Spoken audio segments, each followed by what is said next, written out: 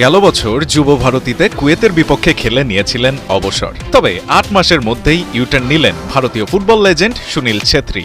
সিদ্ধান্ত নিয়েছেন অবসর ভেঙে আন্তর্জাতিক ফুটবলে ফেরার। এ মাসেই শিলংয়ে বাংলাদেশের বিপক্ষে এএফসি এশিয়ান কাপের কোয়ালিফাইং রাউন্ডের ম্যাচ সামনে রেখে ছেত্রীর হঠাৎ ফেরা জন্ম দিয়েছে প্রশ্নের।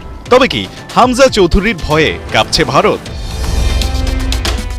ভারত বাংলাদেশ ম্যাচ মানেই সাম্প্রতিক সময়ে টানটান উত্তেজনা। দুদেশের রাজনৈতিক পরিস্থিতির উত্তাপ মাঠের খেলায় ছুঁয়ে তো যায়ই, তার রেশ থাকে মাঠের বাইরে সোশ্যাল মিডিয়াতেও। হামজা চৌধুরীর মতো হাই প্রোফাইল ফুটবলারের বাংলাদেশ জাতীয় দলে অন্তর্ভুক্তি নিয়ে চর্চা রয়েছে সবখানে। ইংলিশ প্রিমিয়ার লিগের লেস্টার সিটিতে খেলা এ ফুটবলার এখন খেলছেন শেফিল্ড ইউনাইটেডে।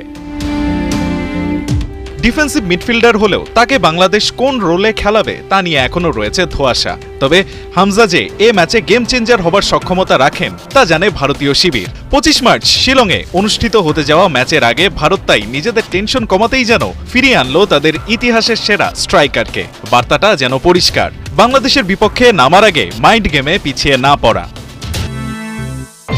ইন্টারন্যাশনাল ফুটবলে ১৫১ ম্যাচে ৯৪ গোল করা সুনীল লাল সবুজের প্রতিনিধিদের বিপক্ষে ৬ ম্যাচে গোল করেছেন ৬টি। তার ফেরা নিঃসন্দেহে বাংলাদেশের ডিফেন্স লাইনের জন্য তৈরি করবে বাড়তি চ্যালেঞ্জের। তবে সুনীলকে ঠেকাতে এবার বাংলাদেশের আছে হামজা চৌধুরী। লড়াইটা তাই হবে না অসম। সুনীল বুনো ওল হলে হামজাও যে বাঘা তেঁতুল। রায়ান আহমেদ, একাত্তর।